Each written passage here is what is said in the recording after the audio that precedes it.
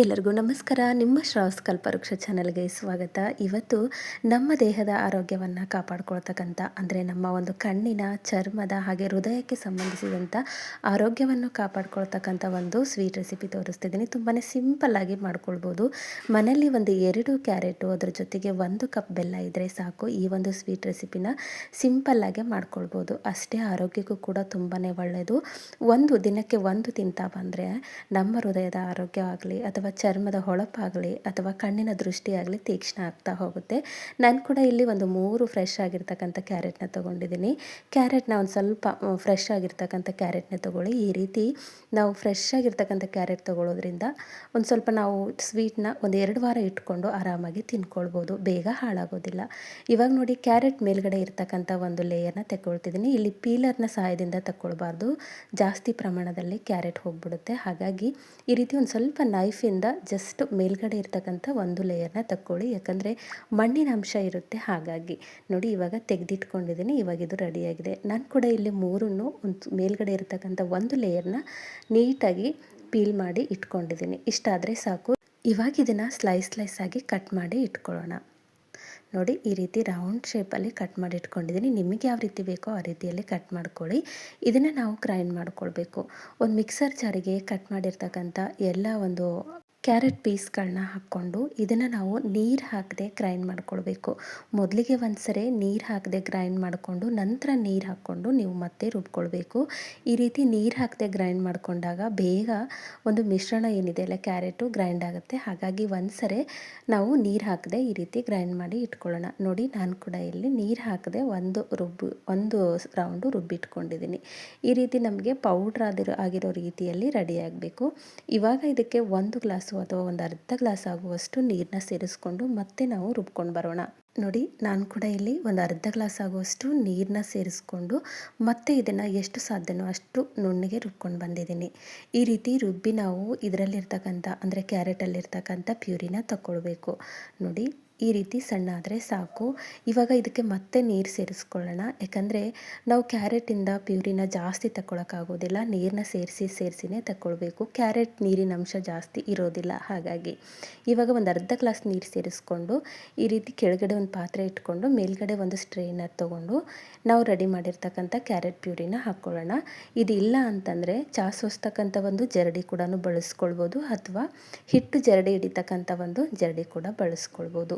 ಈ ರೀತಿ ಹಾಕಿ ಸ್ವಲ್ಪ ಪ್ರೆಸ್ ಮಾಡಿ ನಾವು ಇದರಲ್ಲಿರ್ತಕ್ಕಂಥ ಕ್ಯಾರೆಟ್ ಪ್ಯೂರಿನ ತಗೊಳ್ಬೇಕಾಗತ್ತೆ. ನಾನಿಲ್ಲಿ 1 ರೌಂಡಲ್ಲಿ ತೆಗೆದಿಟ್ಕೊಂಡಿದ್ದೀನಿ. ನೋಡಿ, ಈ ರೀತಿ ಒತ್ತಿದಾಗ ನೀಟಾಗಿ ಇಳ್ಕೊಳ್ಳುತ್ತೆ ಕ್ಯಾರೆಟ್ ಪ್ಯೂರಿ ಕೆಳಗಡೆ. ಇವಾಗ 1 ರೌಂಡಲ್ಲೇ ಆಗಿದೆ. ಇನ್ನೂ ಇದರಲ್ಲಿ ನಮಗೆ ಪ್ಯೂರಿ ಇದೆ. ಹಾಗಾಗಿ ಮತ್ತೆ ಒಂದು ಸರಿ ನಾವು ಗ್ರೈಂಡ್ ಮಾಡ್ಕೊಳ್ಬೇಕು. ನಿಮಗೆ ಕ್ವಾಂಟಿಟಿ ನೋಡ್ಕೊಳ್ಳಿ. ಜಾಸ್ತಿ ಕ್ವಾಂಟಿಟಿ ಬೇಕು ಅಂತಂದರೆ 1-2 ಸರಿ ಗ್ರೈಂಡ್ ಮಾಡಿಕೊಂಡ್ರೆ ಸಾಕು. ಒಂದೇ ಸರಿ ನಿಮಗೆ ಕಡಿಮೆ ಕ್ವಾಂಟಿಟಿ ಬೇಕು ಅಂದರೆ ಒಂದೇ ಸರಿ ಕೂಡ ಗ್ರೈಂಡ್ ಮಾಡ್ಕೊಳ್ಬೋದು. ಬಟ್ ಇದು ವೇಸ್ಟ್ ಆಗುತ್ತೆ ಅನ್ನೋದಕ್ಕೋಸ್ಕರ ಇನ್ನೊಂದು ಸರಿ ಗ್ರೈಂಡ್ ಮಾಡ್ಕೊಳ್ಳೋಣ. ಇವಾಗ ನೋಡಿ, ಉಳಿದಿರ್ತಕ್ಕಂಥ ಅಂದರೆ ನಾವು ಹಿಂಡಿ ತೆಗೆದಿರ್ತಕ್ಕಂಥ ಏನು ಕ್ಯಾರೆಟ್ ಮಿಶ್ರಣ ಉಳಿದಿರುತ್ತಲ್ಲ ಅದನ್ನು ಮತ್ತೆ ಸೇರಿಸ್ಕೊಂಡು ಮತ್ತೆ ಒಂದು ಅರ್ಧ ಗ್ಲಾಸ್ ಆಗುವಷ್ಟು ನೀರನ್ನ ಸೇರಿಸ್ಕೊಂಡು ಮತ್ತೆ ಎಷ್ಟು ಸಾಧ್ಯನೋ ಅಷ್ಟು ನುಣ್ಣಗೆ ರುಬ್ಕೊಂಡು ಬರೋಣ. ನೋಡಿ, ಮತ್ತೆ 2ನೇ ಸರಿ ರುಬ್ಕೊಂಡಿದ್ದೀನಿ. ಇವಾಗ ಇದಕ್ಕೆ ಮತ್ತೆ ನಾವು ನೀರು ಸೇರಿಸ್ಬೇಕು. ಒಂದು ಅರ್ಧ ಗ್ಲಾಸ್ನ ಸೇರಿಸ್ಕೊಂಡ್ರೆ ಸಾಕು. ನಾನು ಕೂಡ ಇಲ್ಲಿ ಒಂದು ಅರ್ಧ ಗ್ಲಾಸು ಸೇರಿಸ್ಕೊಂಡಿದ್ದೀನಿ. ಇವಾಗ ಇದನ್ನು ಮತ್ತೆ ನಾವು ಸ್ಟ್ರೈನ್ ಮಾಡ್ಕೊಳ್ಬೇಕು. ಒಟ್ಟಲ್ಲಿ 1-2 ಸರಿ ಈ ರೀತಿ ರುಬ್ಕೊಂಡು ನಾವು ಸೋಸ್ಕೊಂಡಿದ್ದಾಯಿತು ಅಂತಂದರೆ ಹೆಚ್ಚು ಕಡಿಮೆ 3-4 ಕಪ್ ಆಗುವಷ್ಟು ಒಂದು ಕ್ಯಾರೆಟ್ ಪ್ಯೂರಿ ಸಿಗುತ್ತೆ. ಹಾಗಾಗಿ ಈ ರೀತಿ 2 ಸರಿ ನೀವು ಸೋಸ್ಕೊಳ್ಳಿ.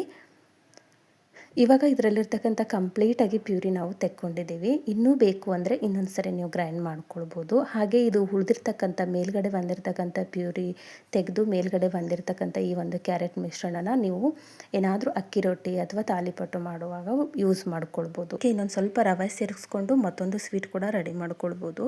ಅಂದರೆ ಹಾಳು ಮಾಡೋದು ಬೇಡ ಅಂತಂದು ಅಷ್ಟೇ. ಇವಾಗ ನೋಡಿ, ನಮಗೆ ಒಂದು 3-4 ಕಪ್ ಆಗುವಷ್ಟು ಕ್ಯಾರೆಟ್ ಪ್ಯೂರಿ ಅಥವಾ ಕ್ಯಾರೆಟಿನ ಒಂದು ರಸ ಸಿಕ್ಕಿದೆ.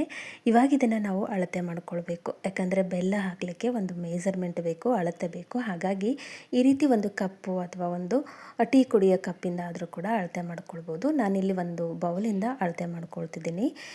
ನೋಡಿ ಒಂದು ಎಷ್ಟು ಕಪ್ ಆಗುತ್ತೋ ಅಷ್ಟನ್ನು ನೀಟಾಗಿ ಮೊದಲೇ ಅಳತೆ ಮಾಡಿ ಇಟ್ಕೊಳ್ಳೋದ್ರಿಂದ ಸ್ವೀಟ್ ಹಾಕೋದು ಕೂಡ ತುಂಬಾ ಈಸಿ ಆಗುತ್ತೆ ಅನ್ನೋದಕ್ಕೋಸ್ಕರ ಅಳತೆ ಮಾಡ್ಕೊಳ್ತಿದ್ದೀನಿ. ಒಂದು 3 ಕ್ಯಾರೆಟಿಂದ ನಾನು ತೆಗೆದಿರ್ತಕ್ಕಂಥದ್ದು ಒಂದು 3.5 ಕಪ್ ಆಗುವಷ್ಟು ಕ್ಯಾರೆಟ್ ರಸ ಅಥವಾ ಪ್ಯೂರಿ ಸಿಕ್ಕಿದೆ. ನೋಡಿ 3.5 ಕಪ್ ಆಗುವಷ್ಟು ಕ್ಯಾರೆಟ್ ಪ್ಯೂರಿ ಸಿಕ್ಕಿದೆ.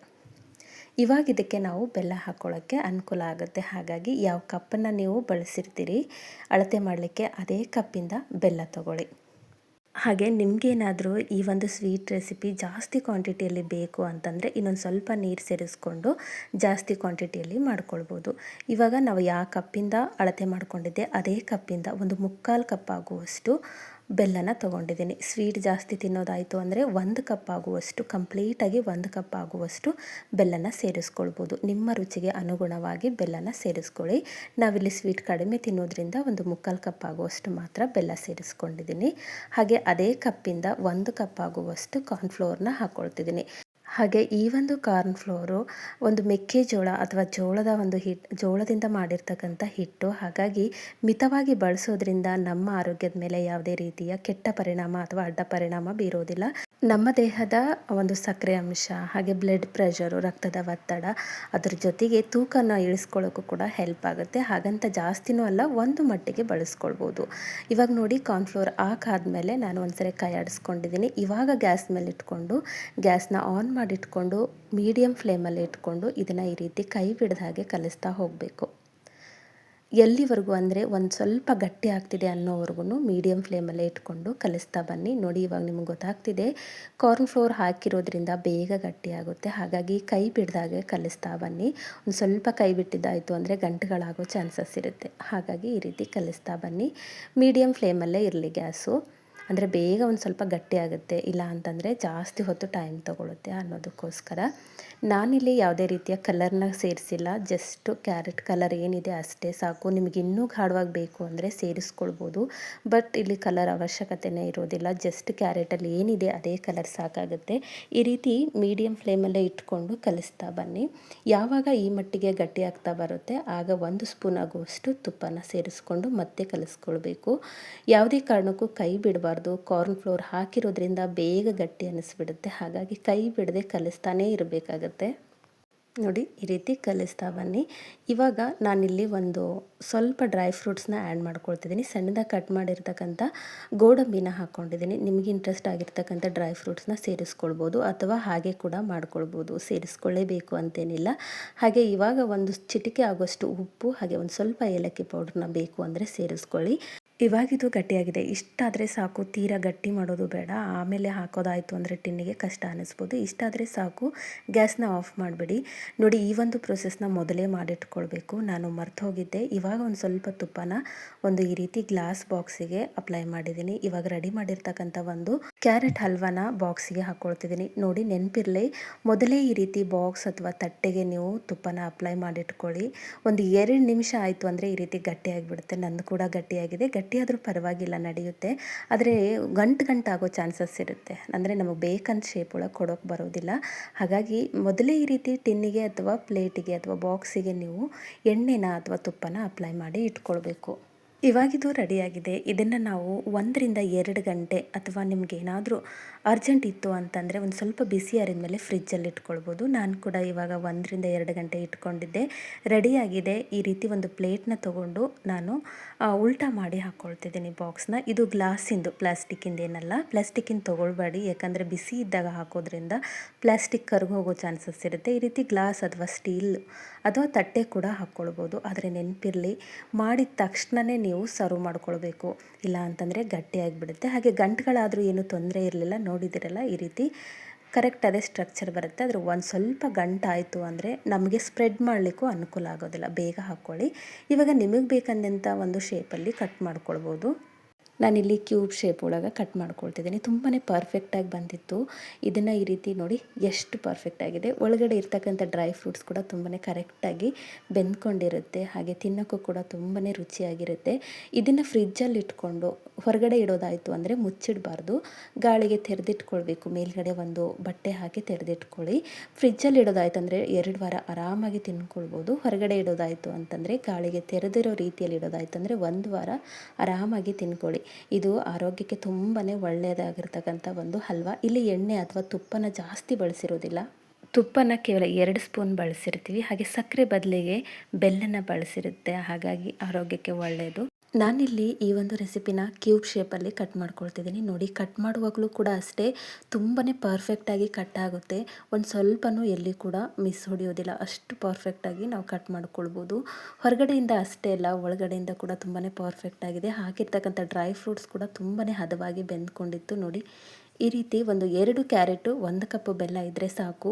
ನಾವು 1 ವಾರ ಅಥವಾ 2 ವಾರ ಇಟ್ಕೊಂಡು ಆರಾಮಾಗಿ ಯೂಸ್ ಮಾಡ್ತಕ್ಕಂಥ ಆರೋಗ್ಯಕರವಾಗಿರ್ತಕ್ಕಂಥ ಒಂದು ಕ್ಯಾರೆಟ್ ಸ್ವೀಟ್ ರೆಸಿಪಿ ಅಥವಾ ಕ್ಯಾರೆಟ್ ಹಲ್ವಾ ರೆಸಿಪಿ. ಒಂದ್ಸರಿ ಟ್ರೈ ಮಾಡಿ, ತುಂಬಾ ಪರ್ಫೆಕ್ಟಾಗಿ ಬರುತ್ತೆ. ಹಾಗೆ ಈ ಹಿಂದೆ ಕೂಡ ನನ್ನ ಚಾನಲ್ನಲ್ಲಿ ಒಂದು ಬೀಟ್ರೂಟ್ನ ಬಳಸ್ಕೊಂಡು ಇದೇ ರೀತಿಯ ಸ್ವೀಟ್ನ ಯಾವ ರೀತಿ ಮಾಡೋದು ಅಂತ ತೋರಿಸಿದ್ದೀನಿ. ಇಂಟ್ರೆಸ್ಟ್ ಇತ್ತು ಅಂತಂದರೆ ಒಂದ್ಸರಿ ಚೆಕ್ ಮಾಡ್ಕೊಳ್ಳಿ. ಐ ಹೋಪ್ ಇವತ್ತಿನ ರೆಸಿಪಿ ನಿಮಗೆ ಭಾಳ ಇಷ್ಟ ಆಗದ ಅಂದ್ಕೊಳ್ತೀನಿ. ಇಷ್ಟ ಆಗಿದ್ದರೆ ದಯವಿಟ್ಟು ನನ್ನ ಚಾನಲ್ನ ಸಬ್ಸ್ಕ್ರೈಬ್ ಮಾಡ್ಕೊಳ್ಳಿ.